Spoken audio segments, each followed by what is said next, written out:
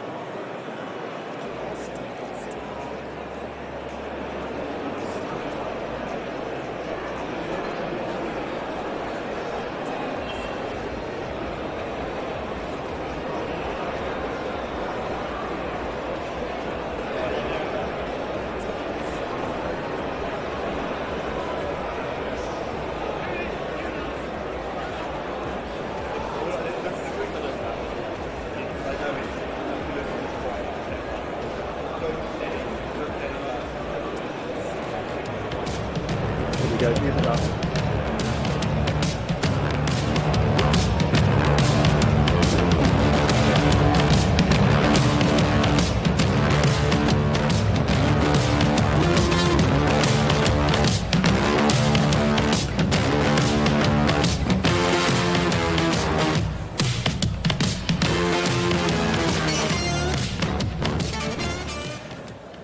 Conference. Cornwall Agastyneth. Cambron Agastyneth. Conference, a very warm welcome to Camborne in the beautiful Duchy of Cornwall.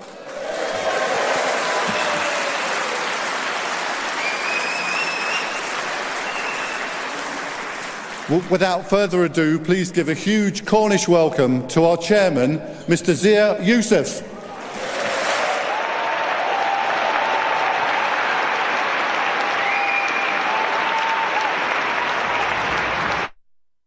You all fired up? I'm Zia Yusuf. Let me tell you why I'm here. I love Britain. I love my country. It is time for us to stand up and write the next chapter in the great British story. Nigel Farage has asked me to serve as chairman of Reform UK. It is my honour to accept. I will bring all my energy, all my passion to ensure we achieve our mission of returning Great Britain to greatness. Our new chairman, Zia Yusuf, is professionalising the party at a speed never seen before in British politics. He's been charged with making this party an election-winning force.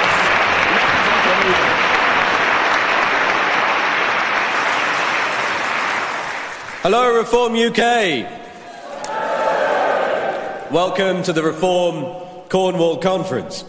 You know, Cornwall is such a beautiful place, particularly for me, because it was here a few decades ago that my parents came to live in Truro. My father worked as a paediatrician here, and my little sister was born here.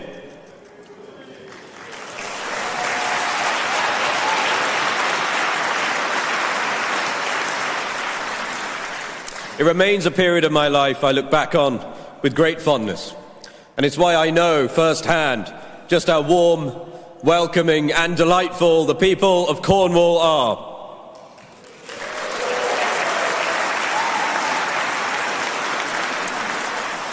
Now we are on a roll, aren't we? What an incredible year it has been.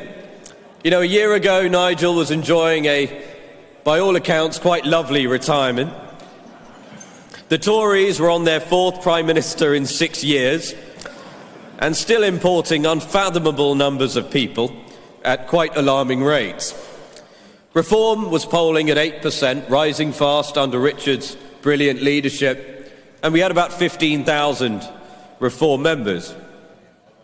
Now, a year on, Reform is the talk not just of the United Kingdom but of the Western world. We've captured the hearts and the imaginations of millions to whom we offer hope. We've opened over 400 branches across the country. We've surged to 27% in the average of the polls. We've grown our membership 14-fold, And ladies and gentlemen, as we speak, Nigel Farage is now the bookmaker's favourite to be the next Prime Minister of the United Kingdom.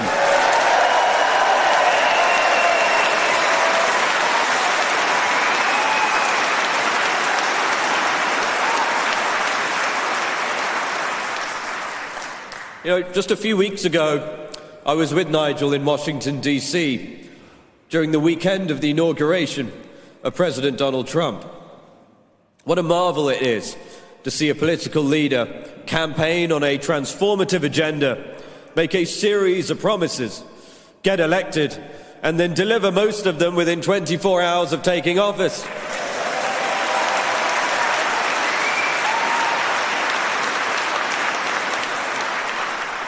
I mean, that signing ceremony was quite something. I haven't seen anything like it. Despite the freezing cold, you could feel the effervescent energy in that city. And that was beautifully encapsulated by an event we attended, hosted by Pete Hegseth, the incoming US Defense Secretary. His vision was a tonic to the weak-kneed apologist gruel that British people have had to endure for decades. With extraordinary presence and charisma, he declared that the United States military, under the direction of President Trump, would revive the warrior ethos, the warrior spirit. He said that war would always be the very last resort, but when US forces did have to fight, they would fight to win. The confidence, the steely determination was something to behold. It's clear that it is morning again in America, and thanks to your hard work, soon we will elect Nigel Farage as our Prime Minister, and it will be morning again in the United Kingdom.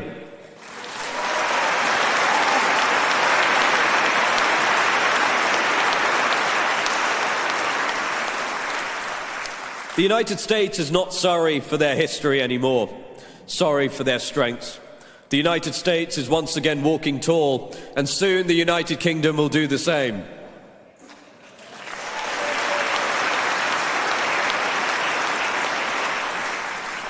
And speaking of defence, with a new world order being forged in real time, Keir Starmer has suddenly emphasised the importance of Britain spending more on defence. He's reportedly going to say Britain should increase its spending to 2.5% of GDP. Well, given he has an economic hand grenade as Chancellor, and the country's hurtling towards a recession, he may well get to that target. Not by raising the actual amount that this country spends on defence, but by reducing this country's GDP.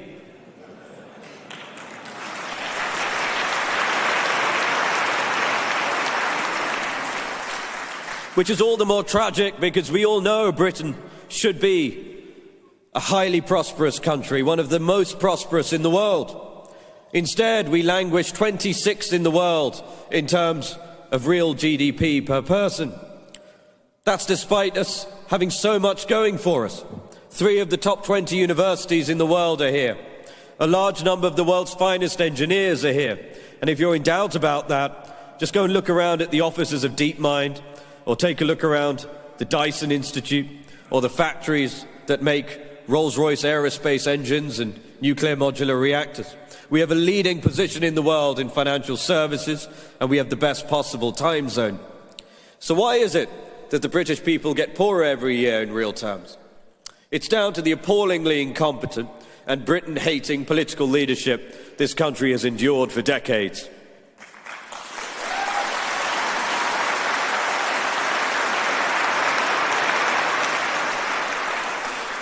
There's the bureaucratic state that has ballooned to an insane size.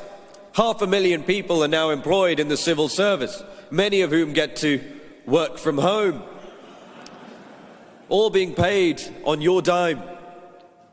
In the last 7 years, their burden on the taxpayer has rocketed by 50% to £15 billion a year. In the age of AI, with competent leadership, there's no reason that could not be cut in half and still deliver a vastly superior service to the British people.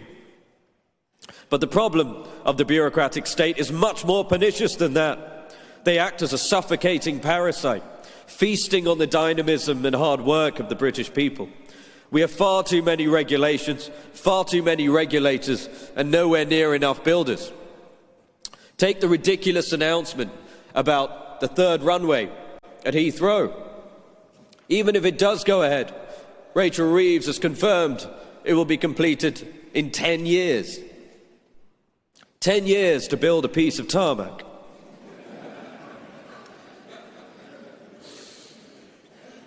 Now, this is a country with an incredible pedigree in building incredible things. 175 years ago, Isambard Kingdom Brunel built the Royal Albert Bridge. It's over 2,000 feet long. It carries trains 100 feet above the water. And he built it in 5 years, in the 1850s.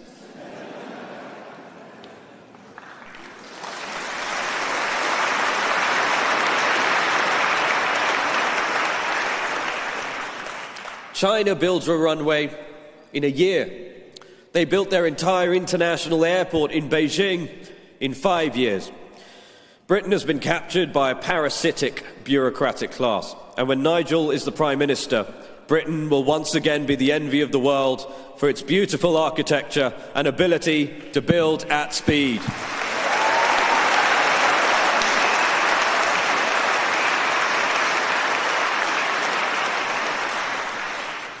Now, we're through the 7-month anniversary from when I became chairman of Reform, and we've achieved a great deal together. Our membership has grown exponentially. We've gone from no branches to over 400 branches across the country. We've gone from 14% of the vote share in the election in June last year to 27% in the average of the polls.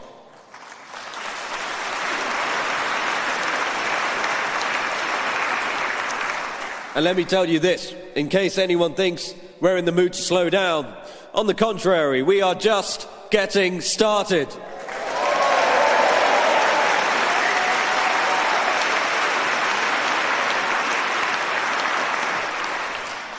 Now, we all know in life that momentum and trajectory are far more important than absolute position.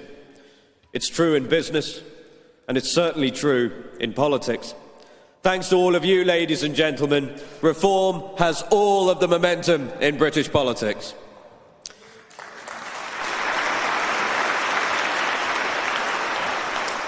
And so terrified of Reform's rise are the two old parties that they've conspired to cancel the votes of millions of voters in the English local elections in May. Labour wrote to the counties and unitary authorities that are supposed to hold elections and asked them, would you like to delay them? Now, the vast majority of these are Tory-controlled. So what do you think those spineless, cowardly Tories did when presented with the opportunity to delay contact with their electorate? They said, yes, please. The Tory turkeys were offered the chance to cancel Christmas, ladies and gentlemen, and they eagerly snatched at the opportunity. Well, Labour have delivered their verdict, and over 5 million English people have had their vote robbed from them. But we have a message for the two old parties. You may delay contact with your electorate, you can run, but ultimately you cannot hide. And when those elections are held, you will feel the force of that turquoise tidal wave twice as hard.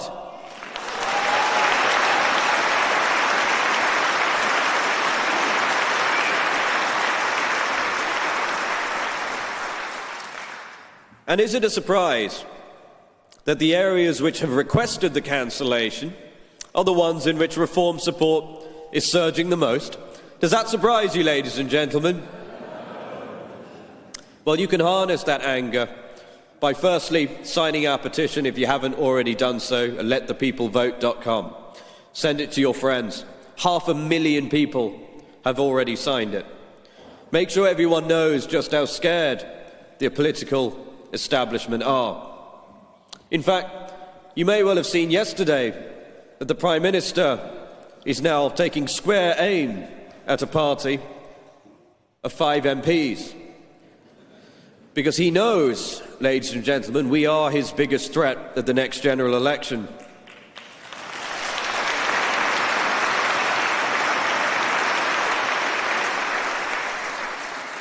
He is terrified because reform is shining an intensely bright, disinfecting light on his wretched government, and we have no intention of stopping.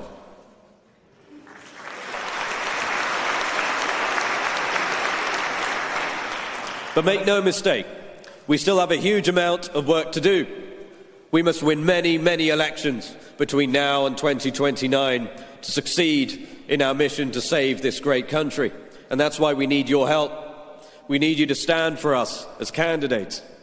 You can go to our website and apply, and in fact, you'll see teams outside as you leave with whom you can speak, to learn more about it, and even fill out your applications there. We need you to stand to be reform councillors. And we need you to volunteer and to knock on doors and to campaign for reform. Will you do that for us?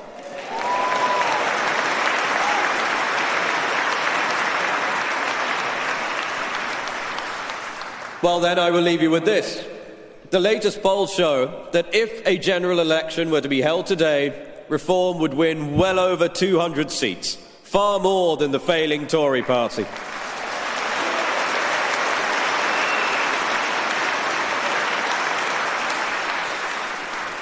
Just think about that. We've gone from winning 5 seats just 7 months ago to polling at over 200.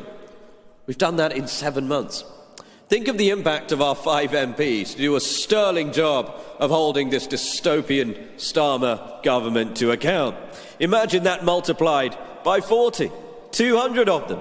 Imagine where we can be in a year and by the time of the general election. Ladies and gentlemen, if we work hard, the sky's the limit as to what we can achieve together. We will elect Nigel Farage as our Prime Minister, we'll turn this country around and restore the United Kingdom to its rightful position as the poised, prosperous and powerful country we know it can be.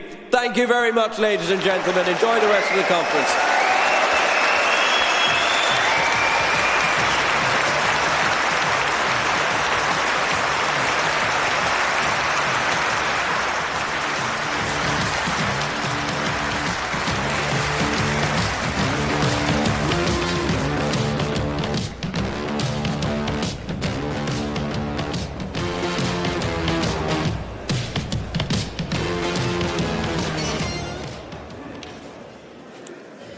So my job is to follow that. My name is Paul Mills. I'm the South West Regional Director for Reform UK. And in May we have 87 council seats up for election in Cornwall. In the Greater South West we have 298 seats. Conference, we will be standing a full slate of 87 candidates here in Cornwall.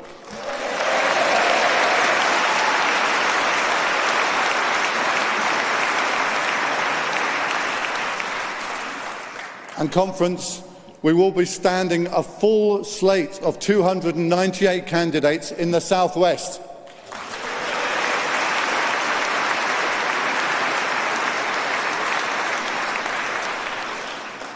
All 6 Cornish branches will warmly welcome any help you can give them, whether it's help leafleting your road, writing letters to the press, speaking to your friends, family and neighbours.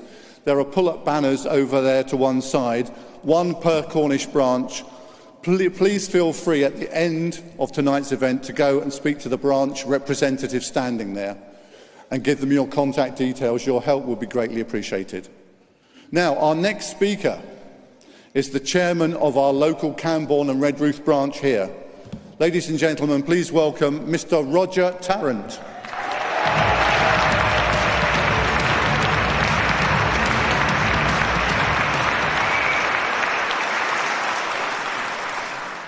Good evening, or should I say Gathoradar in our native Cornish.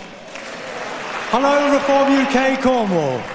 Welcome to Cambrai in the heart of Cornwall. I spent a lot of my teenage years in this place, and indeed the count was held in this hall in the last general election, where I'm proud to say that I stood as the candidate for this constituency in Camborne, Redruth and Hale. Whilst nationally, at the last general election, with Nigel Farage as leader, the polling for reform had risen to 14%. Locally, We polled over 18% and got nearly 9,000 votes.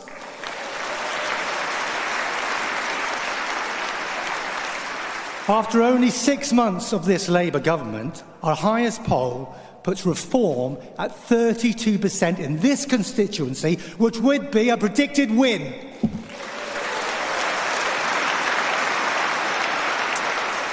Like a lot of you, Reform UK is the only party I've ever been a member of. You know, I often get asked why I decided to become a Reform UK candidate. The reason I give is that I noticed a lot of things that we used to talk about just weren't allowed to be said anymore. I think that's wrong.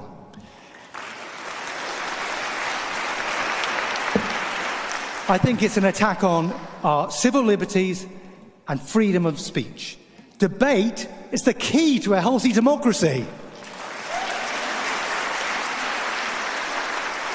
You know, George Orwell put it well when he said, if liberty means anything at all, it means the right to tell people what they do not want to hear.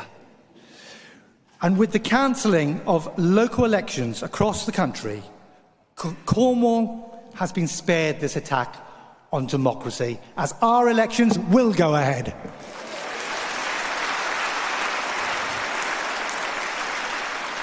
In fact, we have this opportunity to make real and meaningful change.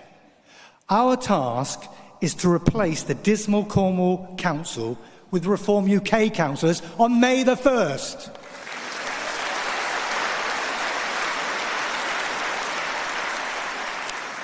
Cornwall Council is the council that prioritises housing for people who've broken the law and entered our country illegally, changing our fragile Cornish culture in the process, while stretching our NHS and public services to the limit.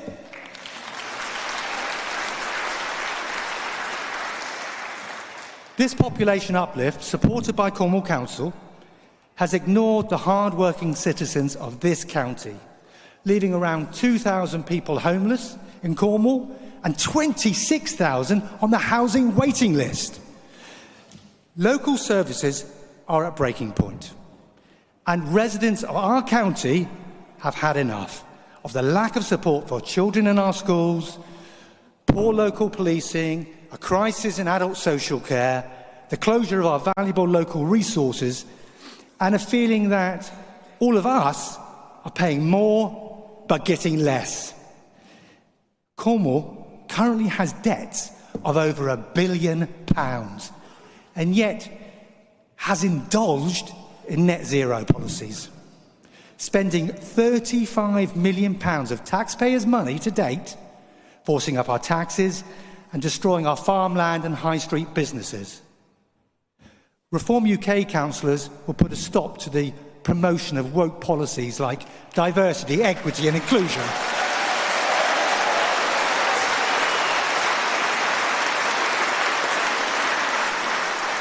You know, I'm a firm believer that you shouldn't give rights to one group by taking them away from another. That's called discrimination. There are 87 Cornwall Council seats to contest in a few months' time. Reform UK will be standing candidates in every single ward.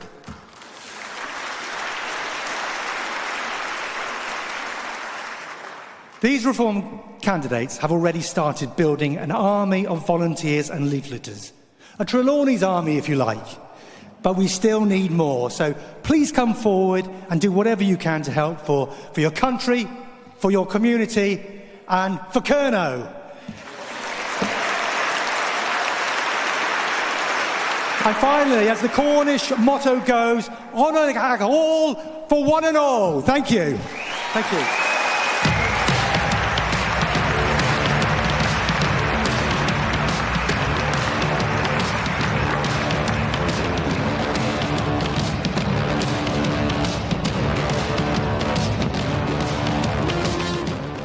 Thank you, Roger. Roger is a black belt 7th Dan in Taekwondo and 4th Dan in Judo. Now, his skill set may well have been useful to our next speaker, Ladies and gentlemen, please welcome our chairman of the Truro and Falmouth branch, Mr. Steve Rubridge.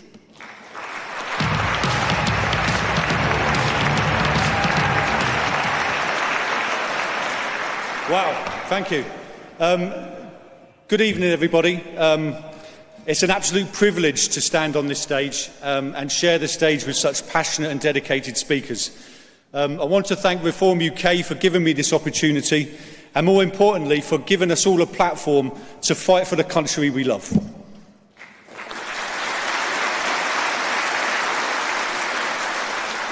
Our country was already on its knees, and now with Labour in charge, they seem intent on finishing us off. The establishment, the mainstream media and the political elite would rather silence us than listen to the voices of the people. But they underestimate us. They underestimate Reform UK and the power of the British people when we come together with one clear mission: to take our country back.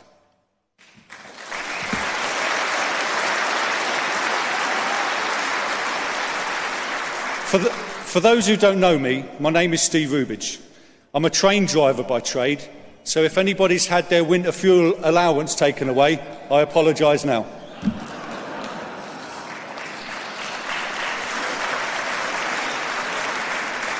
But you know, more importantly, I proudly ran in the general election for Reform UK candidate, and I now have the great honour of being the branch chairman for Truro and Falmouth.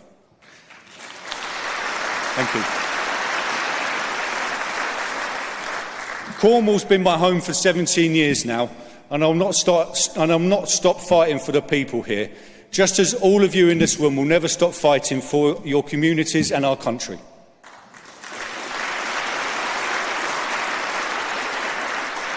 As many of you know, standing up for what we believe in comes with challenges. While I was campaigning, I was attacked and assaulted by a young man who didn't agree on our immigration policies. It was a shocking experience, not just because of the attack itself, but because of how quickly he resorted to violence rather than debate. A little bit like the people outside this evening.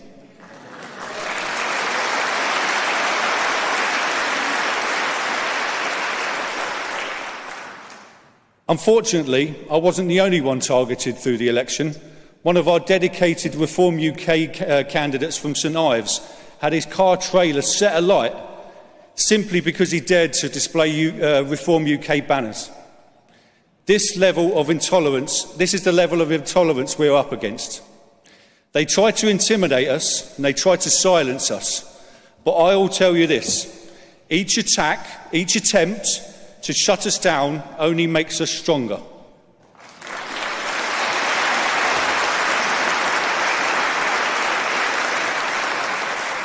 And that strength is exactly what we need right now. We're heading into the county council elections, and my mission is clear. I want to see a Reform UK candidate in every single ward across Cornwall. Even if my 50-year-old knees protest against it, I will keep knocking on doors, speaking to people, and ensuring that Reform UK is a force to be reckoned with at every level of government.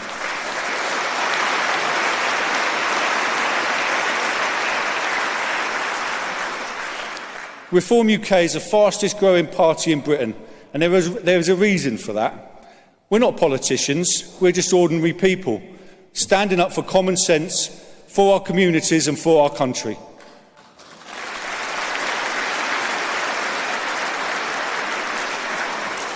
The British people are tired of broken promises, of uncontrolled immigration, of crippling taxation, and of a political class that serves itself rather than the nation.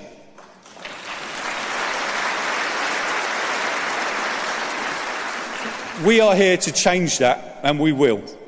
Through hard work, determination, and an unshakable belief in our cause, we will lift this country back onto its feet. First locally, then nationwide.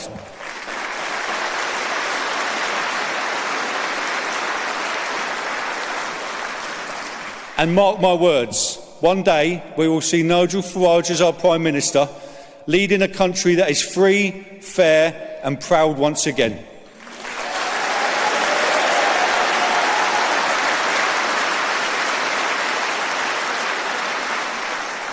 To everybody in this room, thank you. Thank you for your dedication, your passion and your unwavering belief in Reform UK. Your support means the world to me, to my local branch and to our movement as a whole. Together we will win. Together we will take this country back. Thank you.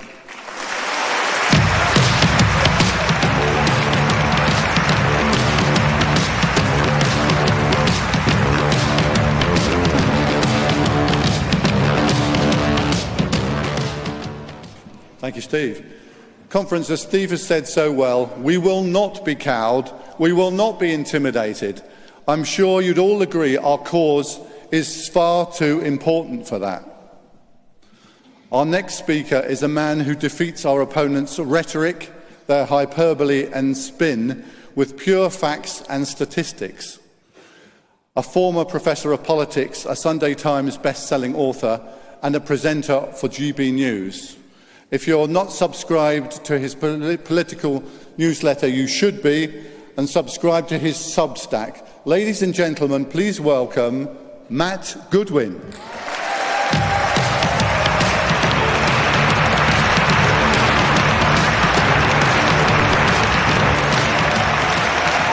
Good evening, conference. Good evening. Good evening. What a pathetic little protest outside. I don't know about you, but if it's a choice between a group of people talking about the future of their country and a group of people who are blocking kids from getting to their swimming lessons, I know whose side I'm on.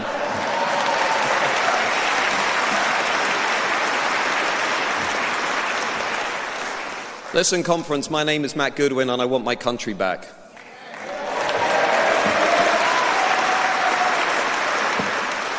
That's why we're all here today. That's why so many people are watching us online, on YouTube, on the Instagram, on Facebook. I believe in our remarkable identity. I believe in our history. I believe in our collective memory. I believe in all of the things that these islands have produced. I believe in all of the things that our parents and their parents and their parents have put together over generations. I believe in this place that we call home. And so many people in our established political class don't believe that.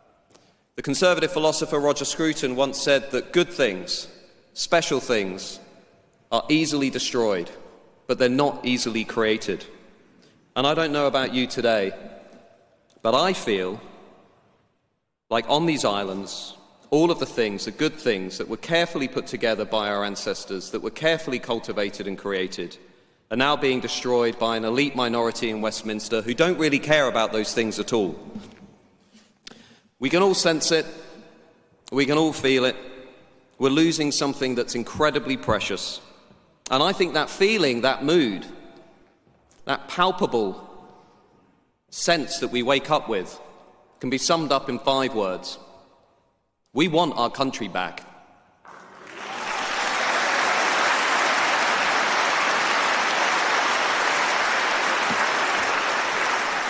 We want our country back from an elite minority in Westminster, Oxford, Cambridge, Brighton, who have absolutely no interest in representing the values and the voice of the forgotten majority in this country. An elite minority in both the Labour Party and the Tories that over the last 30 years have jammed an extreme political project down our throats. They've smashed the working class to pieces, and now that project is wholly responsible for the managed decline of our nation that you see around us today.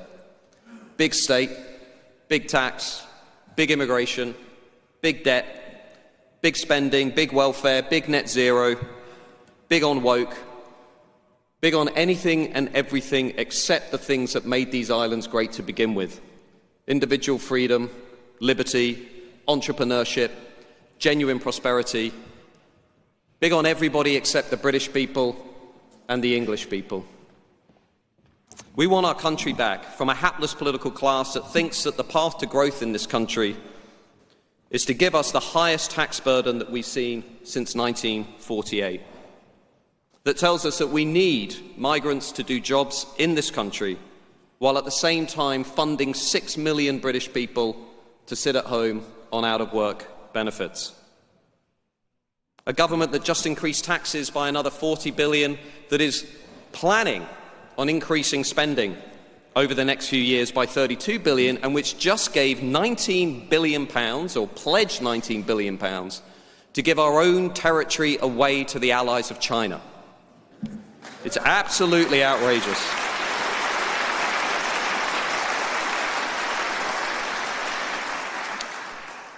We want our country back from the established political parties, the Uniparty, who promised us that we would return to being an independent, sovereign, self-governing nation, but which over the last 10 years or so has completely lost control of our borders, allowing more than 1 million illegal migrants to settle, to work, to live in Britain, who, let's be honest, not all of them, but many of them hate who we are, they hate our culture, and they hate our way of life. Just look at some of the utterly disgraceful things that are happening in Britain today.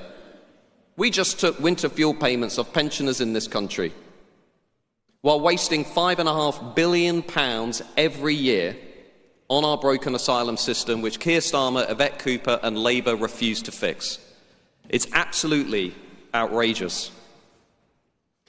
We are inviting people into this country who, as the evidence shows, are more likely to commit crime and who are a net fiscal cost to our national economy, meaning they're taking more out of the economy than they're putting in. Even the government's Office for Budget Responsibility now accepts this fact, that on average, each low-skill, low-wage migrant coming into Britain is costing you, the taxpayers, around £500,000 over the course of their lifetime.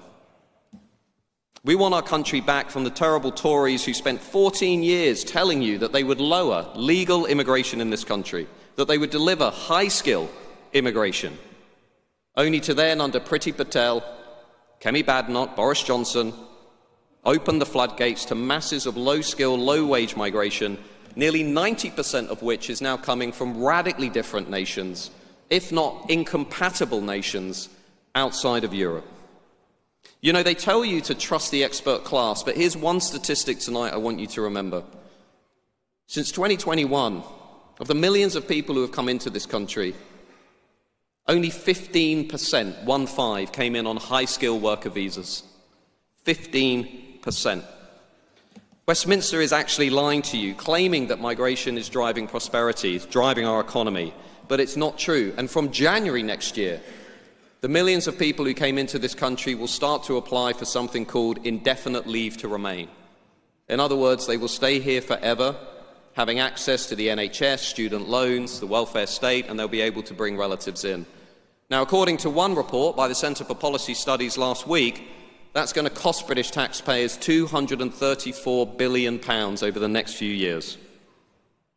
£234 billion. That's what our children are going to pay, and that's what their children are going to pay. The Tories very nearly destroyed this country when they were in office, so let me ask you a question. If you invited an architect into your home, and they very nearly destroyed your home, would you invite them back? Of course you wouldn't. So don't invite the Tories back.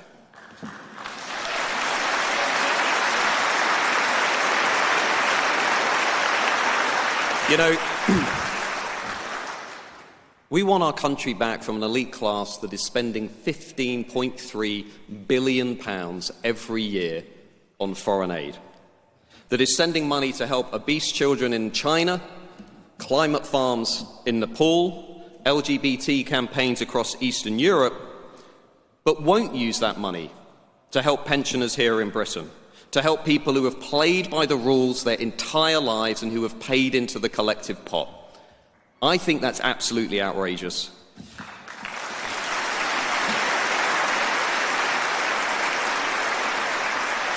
And I don't know about you, but I think the fact we're still spending billions of pounds or wasting billions of pounds overseas is especially appalling, given that we are treating British people in hospital corridors and car parks in this country.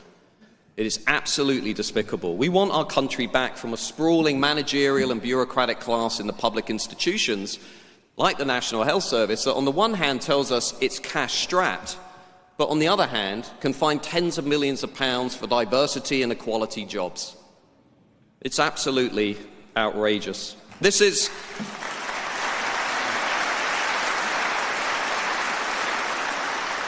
This is the diversity industrial complex.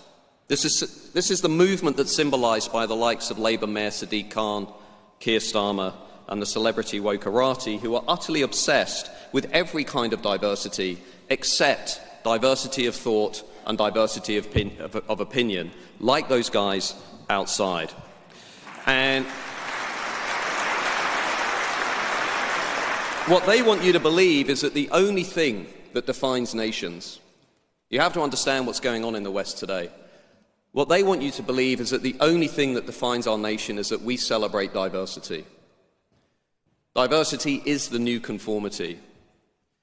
But as the academic Francis Fukuyama once said, if the only thing that's holding a nation together is that you celebrate diversity, it's like saying you have no real identity of your own. And we have a remarkably unique and precious identity, history and culture in this country, and we don't want that to be reduced to the bland celebration of diversity. We want our country back from all of those activists, lawyers, judges, foreign courts, non-elected quangos who use the ridiculous laws created by Tony Blair to allow foreign murderers, rapists and other criminals, drug dealers, illegal migrants to stay on our streets, and a legal class who are using our own laws to make our home less safe. Do you know, the writer Thomas Sowell once said, immigration laws are the only laws that are ever discussed in terms of how to help people break them. Just think about that. That's what's happening in this country right now.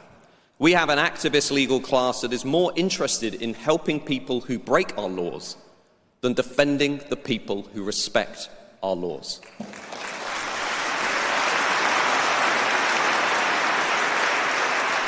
We all know the hideous examples. We've seen them in the newspapers in recent weeks. The illegal migrant from Turkey who stabbed his wife to death was allowed to stay in the UK because he said that if he went back to Turkey, his in-laws might not like him very much. The asylum seeker from Iraq who's been allowed to stay in Britain after his mother refused to hand over his identity documents. The Jamaican drug dealer who ruined British families by dealing cocaine, by dealing heroin, and then was allowed to stay in Britain to avoid deportation because he said it would breach his right to a family life. The Albanian criminal who was allowed to remain in the UK because his son might not like foreign chicken nuggets. It would be funny if it wasn't so tragic. The lady from the Caribbean who illegally overstayed her visa in this country and then was allowed to stay after claiming that her Latvian husband might find the Caribbean too hot and might not like Caribbean food. I've said it before and I'll say it again because, conference, this is deadly serious. It's not just a joke. A nation that cannot control its own borders, a nation that cannot remove foreign criminal offenders from its streets is no longer a serious nation.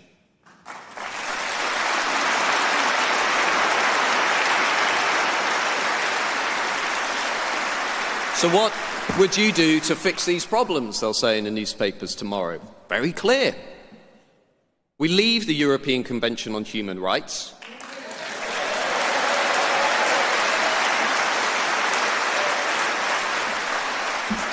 We reform Tony Blair's ridiculous Human Rights Act. And we make it clear that our overwhelming priority in this country is to keep people who come from this country and their children safe and secure. That's our priority.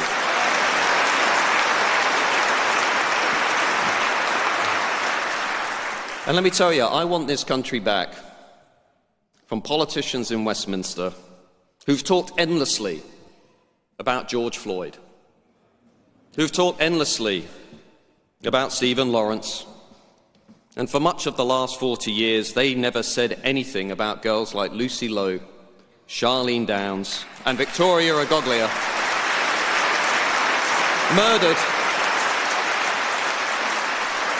murdered by the Pakistani Muslim grooming gangs, or let's call them what they are, the rape gangs, and people like Thomas Roberts, a young aspiring Marine. He was murdered by an Afghan illegal migrant. Everybody in this country should know those names. Everybody in this country should know those names.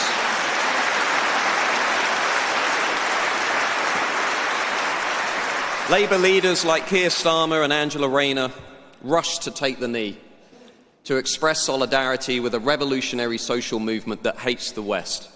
And now they can't even bring themselves to hold a national inquiry to bring those girls and their families the justice they deserve. It's outrageous.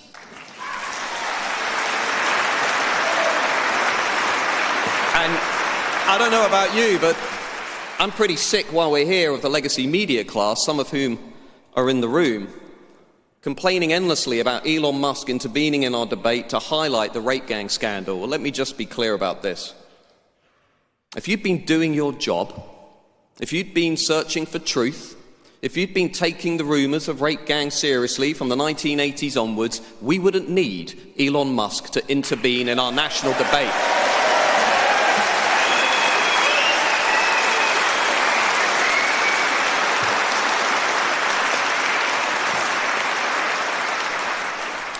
And now now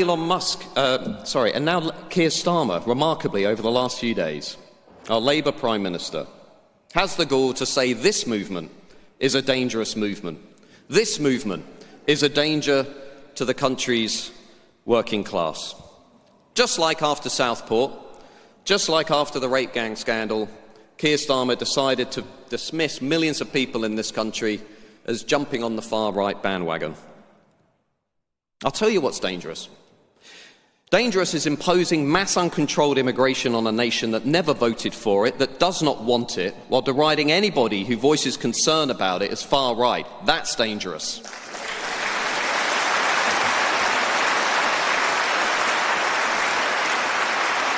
Dangerous in this country, Keir Starmer, if you're watching, dangerous is turning a blind eye to Islamist marches every week on the streets of these islands, while expanding definitions of Islamophobia to shut down legitimate and entirely acceptable debate about why we have an estimated 40,000 Islamist jihadis in this country, why we have Sharia courts in this country, and why we have Islamist sectarianism in our politics. That's dangerous.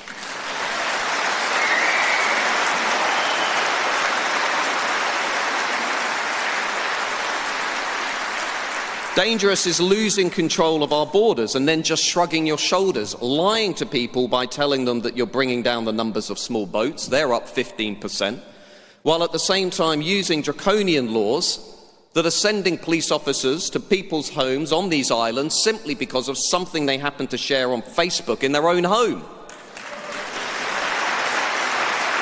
That's dangerous. And dangerous, I think, is telling the British people that you're on their side while delivering a two-tier justice system, letting sex offenders skip jail while locking up people who have written some hard truths on social media. And I won't take any lectures from the Labour Party as to who stands up for the working class, because let's not forget, it was the Labour Party that opened the doors to mass uncontrolled immigration, to a rampant globalisation that smashed the working class in this country, alongside net zero, to pieces.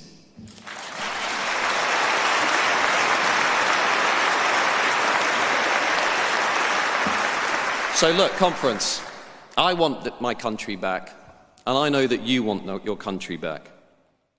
And if you look at the polls today, then I'm telling you, we are going to get our country back.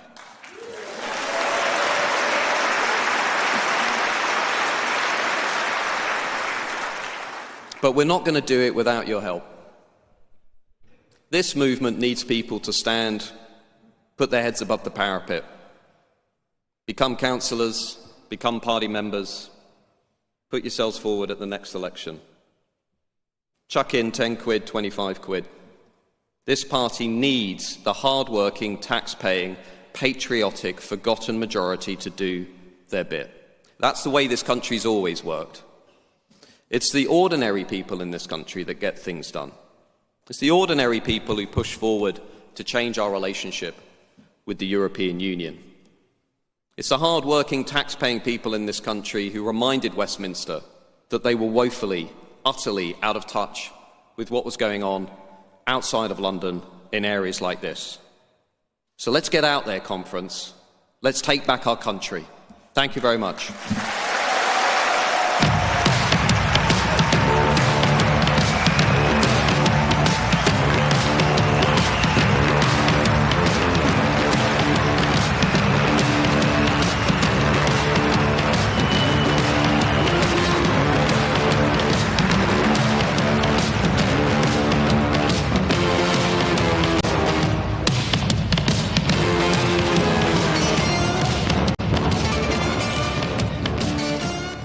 The amazing Matt Goodwin.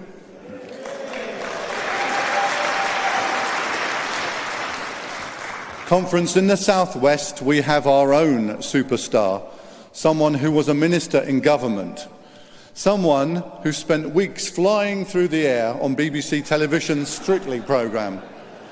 Ladies and gentlemen, please welcome the Right Honourable Anne Widdecombe.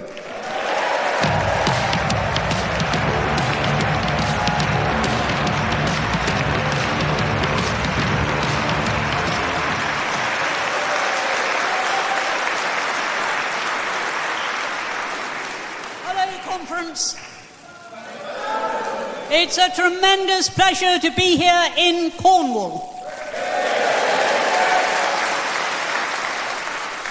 My father was born in Cornwall, in Salt Ash, and Widdecombe's have been in Salt Ash since 1750, so I can claim to be half Cornish.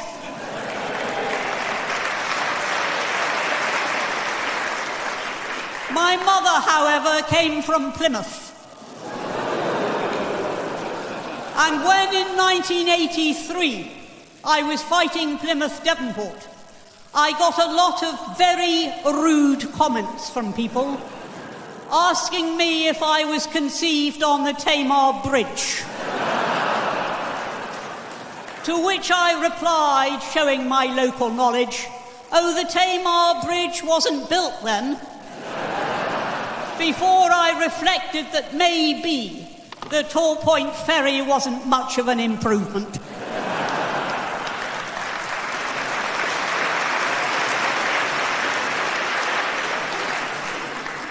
Conference, we've heard a great deal tonight about the importance of fighting those council elections, about the importance of finding good, energetic candidates, about the importance of people coming forward.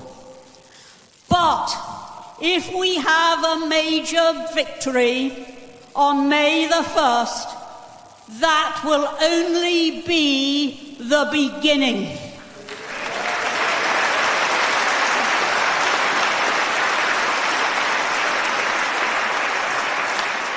And those of you who have stood successfully will only be beginning, because our prospects at the general election will depend enormously on how energetic, how effective, how hard-working our councillors have been.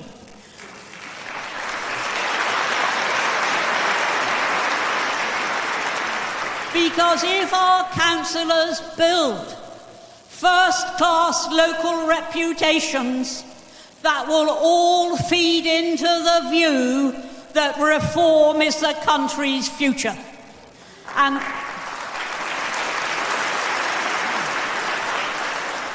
that is why it is so crucial that when we talk about May the 1st, we do always add the words "and beyond," because it is beyond the local elections that we then have to steam ahead and find the candidates for our national campaign, and find the candidates who will make Parliament once again worthy of respect.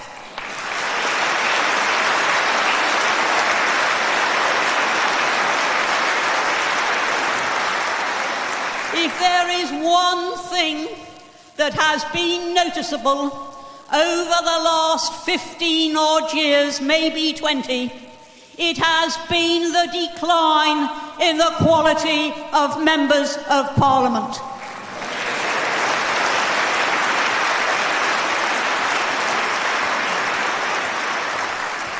if you have any doubt about that, just read the memoirs of Simon Hart, the Tories' chief whip, which is now being sensationally serialised in a national newspaper. And just read the sort of party that he found himself trying to keep in line. A party that was sleazy, a party that was trivial, a party where the members always seemed to be more interested in themselves than in the reason why they were there.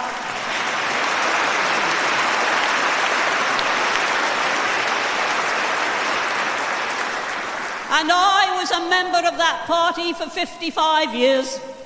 And for about 40 of those 55 years, maybe even slightly more than that, I was so enormously proud to be the party of Churchill, the party of Thatcher, the great party, a party that was one of the strongest in our history. I was so proud of it. And now look at it. I can remember conferences like this. Now they'd be hard put to fill a telephone box.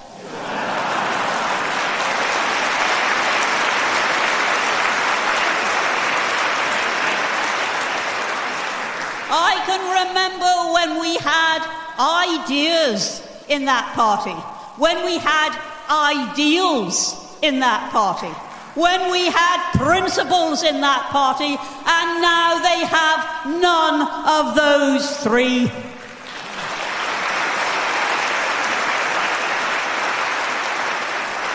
They have to be replaced, and they have to be replaced by a party that before it does anything else, it puts Britain and the welfare of the British people first.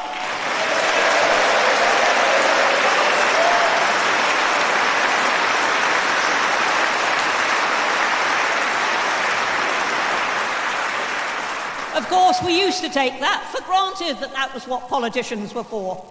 These days, we actually have to say it time and time again and form a whole new party on that basis, because it has completely deserted the big parties, that they are there to get Britain working, to make Britain a happy place, to make Britain a successful place. That is what we're about. That is what we're going to do. When we're in power, you will be able to say whatever you like. You will be...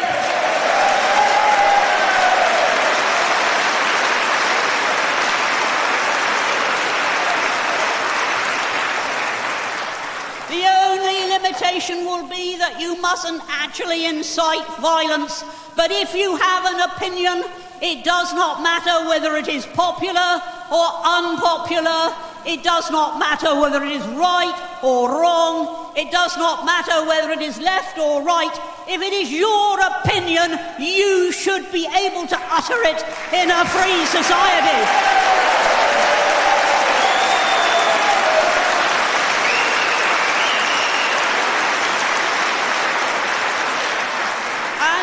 To have that once, and we used to take it utterly for granted. And that is one of the things we mean when we say reform will give you your country back.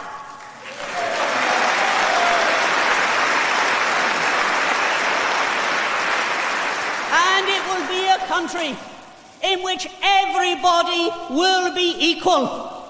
The black will be equal to the white, and the white will be equal to the black. The female will be equal to the male, and the male will be equal to the female. And it won't matter whether you are black, white, gay, straight, young, old, male, female. All that will matter is your merit and your contribution.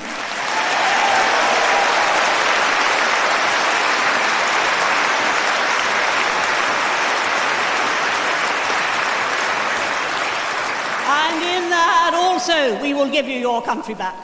And we will give you a country that actually knows how to control its own borders. One of the reasons that we left the EU was so that we would be able to say who came here, on what terms, and how long they could stay and what they must do when they came. We could say that. We didn't say we're not going to have anybody. We said we are going to set the terms. And now we've got thousands of people coming in on the small boats, no term set except they get a hotel when they come here. We will put an end to that, because what we will put an end to is the arrival of the small boats. Australia did it.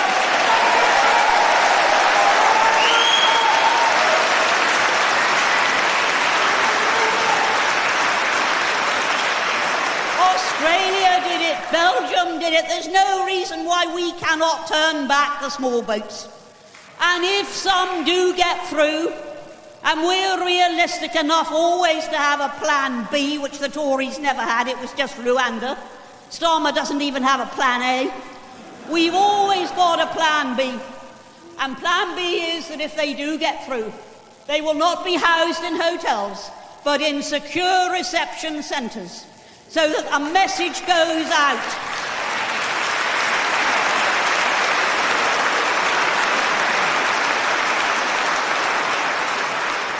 The message goes out.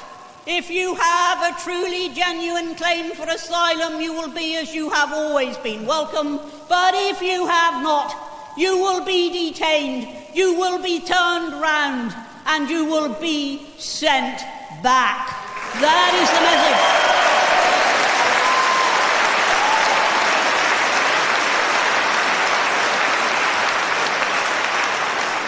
And anybody coming on one of those small boats has come from a safe country and will therefore be presumed from the outset to have no claim for asylum.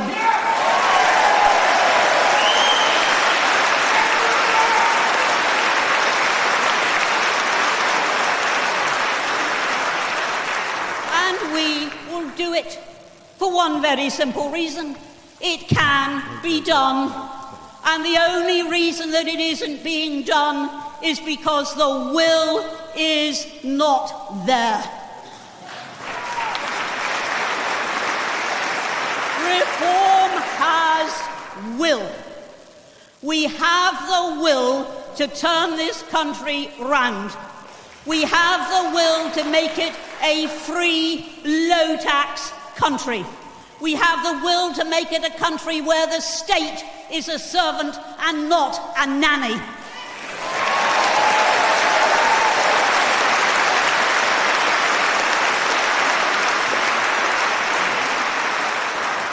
We have that will, and that is the country that we will give you back in 28 or 29, whenever the election is called. But between now and then, there is much to do. And we all have to do it. A handful of our MPs cannot do it alone. Headquarters cannot do it alone. We need every single one of you here, and in all the other regions, to put all the effort possible in to making sure that reform prevails at the local elections, at any subsequent elections, at by-elections, and then at the general election. And then you really will see, the day after the general election, Nigel Farage walking along to number 10.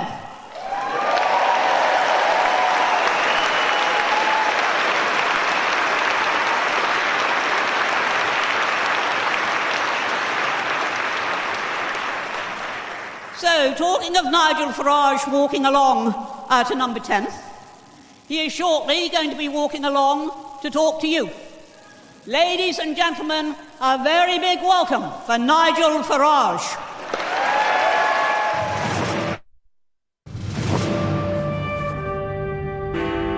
I now call the leader of Reform UK, Nigel Farage.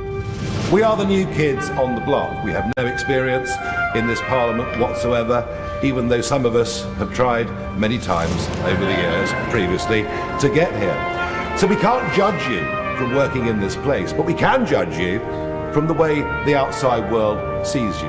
Believe me, folks, this is just the first step of something that is going to stun all of you. Thank you very much. Nobody on the front bench has ever worked in private business. Nobody on the front bench understands what genuine risk capital is. Hard work is the only way anybody succeeds individually, and hard work is the only way we're going to have a chance as a country to turn any of this around.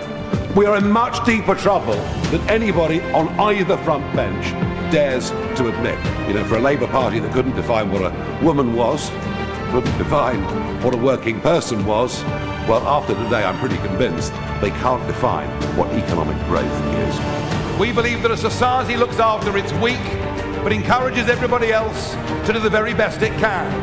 We don't care about skin colour, we don't care about orientation, we care whether you share the values of this country. We care whether you obey the law, and we'll judge you on who you are. We'll judge you on who you are as a person. Isn't this what everybody wants? Is that what we're going to fight for? Can we make history? Are you going to be part of it? Thank you very, very much indeed.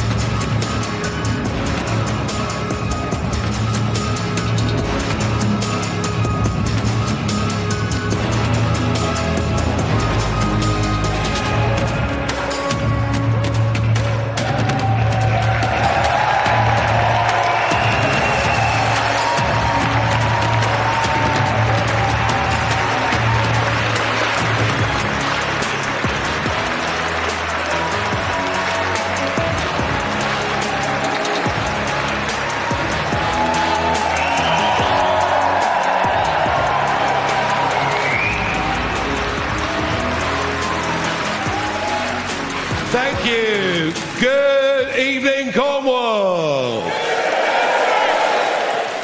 I've just returned from the United States of America, where something quite remarkable is happening. They had an election on November the 5th, and they've got a new president. Chap who's a friend of mine, Donald J. Trump, is now their president. And he's decided, and he's acting already, they're going to get rid of waste and fraud within government, with Elon Musk leading the charge. What a good idea. He has decided that 6'3" people who were born male, who have lunchboxes that will make Linford Christie jealous, will no longer be competing in female sports.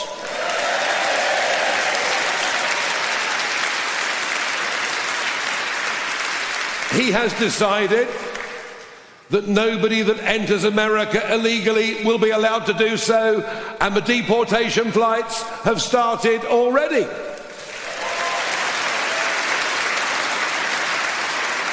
And his deputy, his Vice President J.D. Vance, came and shocked European leaders a couple of weeks ago. In fact, the reaction to his speech reminded me a bit of my old days in the European Parliament, where what I said never went down very well. He said that free speech was under threat in Europe. And just today we learned that Channel 8 in France a centre-right leaning mainstream TV channel is to have its licence withdrawn. Vance was right. But that attack on free speech also happened tonight here in Camborne. What you saw outside this hall this evening was an organisation called Antifa. They are hard left communist political actors who were intent on shutting us down, intent on this exercise in democracy that is happening here in Cornwall tonight. They were intent on shutting it down. Well, let me give a message to Antifa. Let me give a message to two-tier Keir Starmer. Let me give a message to all of them. We will not be cowed. We will not be silenced by anybody. We are the British people, and we want a common sense government back in charge of our country. We're going to fight for it, and we are going to win. We're going to win. We are going to win.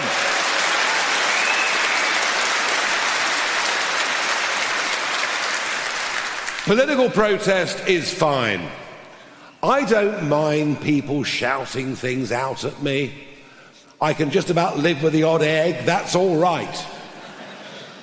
But masked people outside tonight, threatening and intimidating you, Cornish members of the public, is not good enough, and all the warnings were there online before. Everyone knew what was going to happen, except it would appear the local police. And I will be writing to the acting chief constable to say, stop looking at what people say online and allow democracy to flourish in Devon, Cornwall and the whole of the West Country.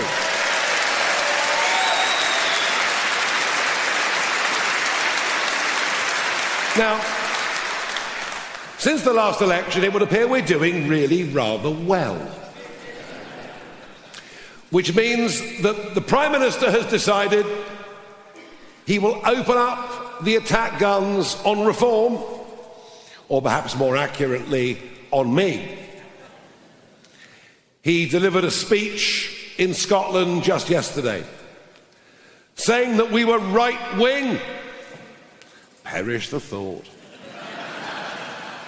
Didn't call us far-right, which rather surprised me, but that will come in time. He said that his way was the way for people to have good, well-paid jobs. Well, it was the Conservatives that started it, but Labour that have continued. But the net zero madness is closing down factories, is closing down industry on a scale we couldn't have even believed. Today, it's the mini plant at Cowley that employs 3,500 people. Before that, it was 1,100 jobs going at Luton. And the reason is simple. The Labour and Conservative governments have said, you must buy electric cars. Do you want to buy electric cars? Thank you. There we are. Are you watching, Prime Minister? We have closed most of our chemical industry. We have closed all of our aluminium smelting. We only have one primary steel plant left in the whole of the United Kingdom. And even if we surround, as they plan, the whole of Cornwall with these godforsaken, pig-ugly windmills, it will still only provide a fraction of the jobs. Starmer will close down the North Sea. Miliband will make sure your bills go higher. And the greatest lie Labour told at the election is that your electricity prices would fall by £300 per household. Remember that? We'll find out tomorrow what the increases will be. So I will not be lectured by this Prime Minister about well-paid jobs. And I won't be lectured by either of them about the benefits of mass immigration to our economy. When I say mass immigration, I mean 10 million people in the last 20 years. And the media will say, but Nigel, they're coming in to do jobs. Do you know of the last 3 million that came into Britain from outside of Europe during the Conservatives' period in office, only 22% are working. The rest have come in as dependents, and it's making everybody in this country poorer, and nobody has the courage to stand up and say it. But a reform government will stop this massive population increase in this country, will get British people back to work, and anybody that arrives via a dinghy on the English Channel will never, ever, ever be allowed to stay in our country.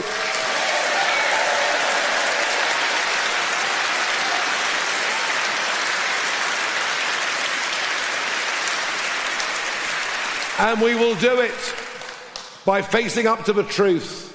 I mean, can you believe that one person couldn't be deported because his kid liked chicken nuggets?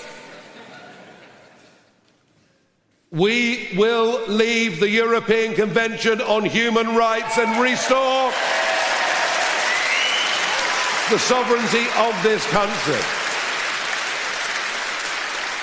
And meanwhile, Brexit voting Cornwall has been betrayed not just by a Conservative government in 2019 that never believed in it but used it for political opportunity, but now Starmer, who is crawling back towards the European Union, signing us up to EU food standards to be overseen by the European Court of Justice, on the verge of signing us up once again to the free movement of people of anybody under 30.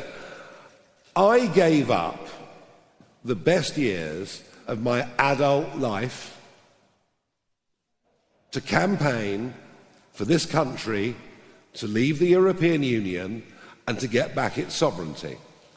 And all those years that I led UKIP, everybody told me I was wasting my time.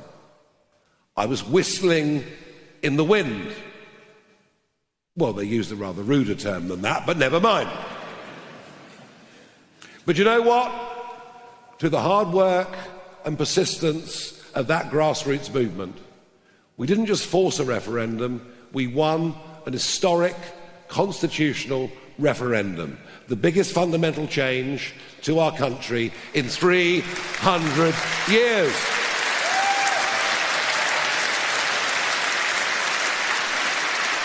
And I was proud to stand in Parliament Square on the 31st of January 2020 and to do the countdown. 10, 9, 8, 7, 6, 5, 4, 3, 1. Fireworks. We're out. We're independent. We have got our country back. I was proud of that. And yet, has it been delivered? Has it held? Have Cornish fishermen felt the benefit of us leaving the European Union? There are more French, Dutch and Belgian boats fishing up on our 6-mile line than there ever were as members of the European Union. Our fishing fleets are put under by the MMO and the MCA levels of regulation never seen before. And I say this as I have a family member involved in the fishing industry in your great county. Are our farmers better off outside the European Union? No, with Labour's relentless and now merciless attack on all of those that live in our rural communities. We have been let down. We have been betrayed on Brexit, but it's even worse than that. The truth of it is that our country is in deeper trouble than anybody in public life even cares to admit. We are in economic decline as the average folk get poorer. We are in societal decline as violence, knife carrying, shoplifting. You can go nick 200 quid and not get prosecuted. We're going down the tubes. This is even worse than it was back in the mid-1970s. And if this is not arrested, if this is not turned around, this within a decade will be a country that is not worth living in. And I think, as I'm sure many of you do, about those that went before us, those that built this incredible nation, that did the most remarkable things. Those that went before us, look at every village in Cornwall with its war memorial. Think about those that paid a massive price so that we could live as free people. I fear and I feel, as I guess many of you do, all of this is being given away. And that is why, despite over a quarter of a century campaigning for a cause that I was told I could never win, but did, and then enjoying a few years of semi-retirement, not having to work 7 days a week, not being pilloried by the press, enjoying myself enormously on GB News. But I thought last summer, I just cannot stand by and watch this useless, gutless, inexperienced political class surrender everything. Think about it. We've now got a cabinet of 25 men and women, not one of whom has ever worked in private business. Not one. We have a chancellor.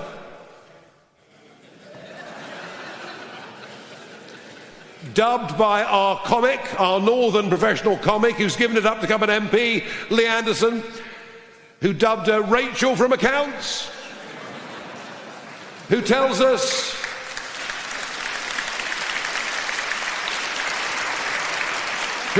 she spent 10 years as an economist at the Bank of England. Now we know it was 4.5 in customer complaints. Is it any wonder we're in such trouble? And a business secretary, Jonathan Reynolds, who's never had a proper job in his life, who tells us he's a solicitor when he's never been qualified, which is a criminal offence. And I can tell you tonight that there will be a private prosecution brought against Jonathan Reynolds.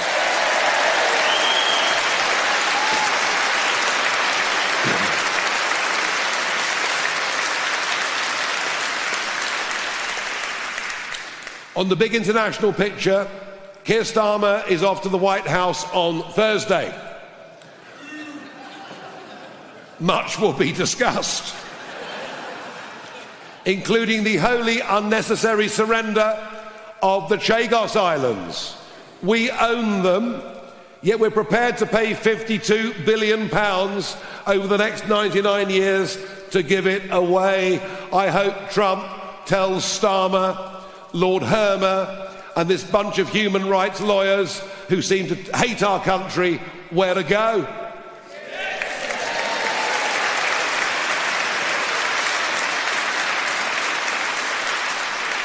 On Ukraine, it's the 3rd anniversary of an horrendous war. 1 million battle casualties. Men living in trenches, behind barbed wire. It's almost hard to believe 106 years on, but it's just like the Western Front. At least Trump is attempting to negotiate peace, and I welcome and applaud that and believe that, as a principle, is the right thing to do. But what is important is that Ukraine must have the necessary security guarantees, and Starmer needs to make that plain to America. We may have slightly different nuances on this, but the important thing about settling the Ukraine war, about getting peace, is we have to make sure those security guarantees mean that Putin can never, ever do it again. And I hope Starmer comes back from the White House with that agreement.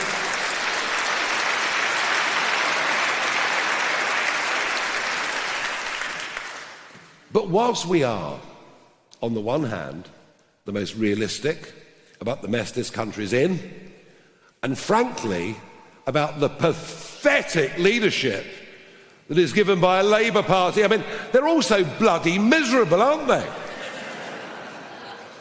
And a Conservative Party that has completely and utterly lost its way, with a leader who appears to be lazy, with a leader who comes up with bizarre conspiracy theories about our membership, our live ticker. Have you seen the live ticker? I'm obsessed with it. Today we've gone through 214,000 paid up members.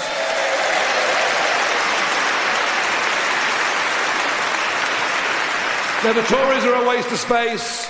Kem is hopeless. They're going to fall off a cliff electorally. Indeed, it's happening already. And we now, in the last few weeks, we are now topping every single opinion poll in this country. What an amazing achievement.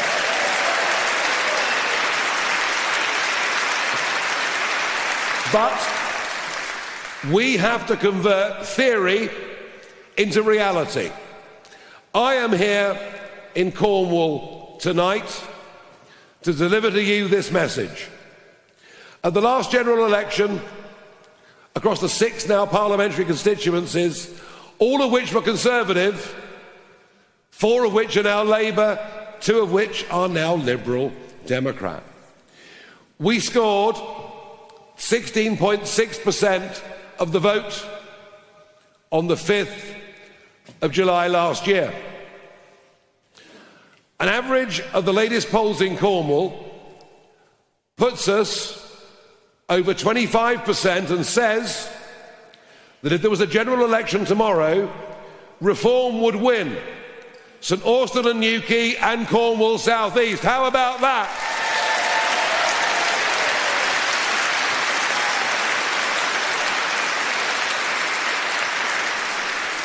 But the first step to Reform taking Cornwall happens on the 1st of May this year. That is when we get the Cornwall Council elections. 87 seats up for grabs. Looking at the polling and the numbers, most of those seats will be 3 or even 4-way marginals. If we can just get 30% of the vote in those seats, we're going to start to win seats in Cornwall in a significant number. And boy, doesn't Cornwall Council need something different, given they're now in debt to the tune of 1.3 billion. Can you believe that? Can you believe? How on earth, in a county the size of Cornwall, can you have run up a debt of 1.3 billion? Money, by the way, that you, through your council taxes, increasing over the next few years, will be expected to pay back. So we need some voices of common sense on Cornwall Council.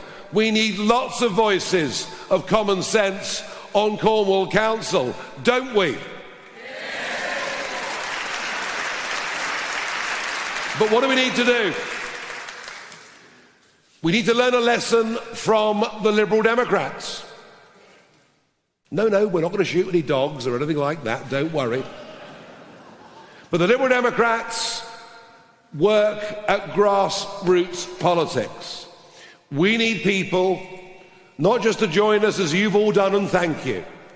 We need people not just to come to Cambrai this evening, braving the vile yobs outside as you've done. No, we need people to stand up and be candidates. I'm pleased to say we've nearly vetted everybody to fill the 87, but we are a little short. We need 1 or 2 more of you, half a dozen of you perhaps, to come and stand up this evening and say we'll do that. But we also need people to deliver leaflets through doors in their streets, their villages, their hamlets, their towns, wherever they live. We need you to go out and recruit us more members.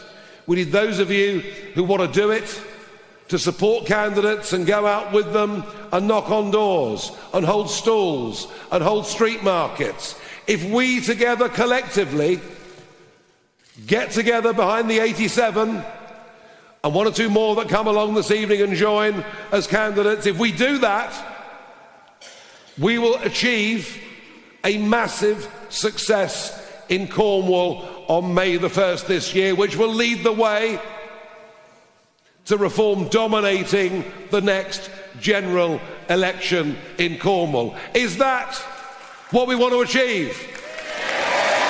Is that what you're going to help me with? Are you ready to make the commitment to help this great cause? Are you ready to do more? Well, please, let me ask you. Stand up if you're prepared to be a candidate. Stand up if you're prepared to deliver leaflets. Stand up if you're prepared to speak to your neighbours. Stand up if you want to help others to join. Stand up. Are we going to fight for reform? Do we want our country back? This is incredible. Thank you. At the end of this meeting, all around this room, you will see the branches. Go to the table, go to the stand with your branches on, and remember, you've stood up, I've looked you in the eye, you've promised you're going to make a contribution, and I know you're going to do it, and I know whenever I come back here next, Reform UK will become the dominant force, not just in Cornwall politics, but in British politics, and we'll bring back courage, we'll bring back leadership, we'll bring back patriotism, we'll bring back belief in who we are, we'll bring back the idea that our kids must no longer be poisoned at school, and we will, to quote a friend of mine, make Britain great again. Thank you.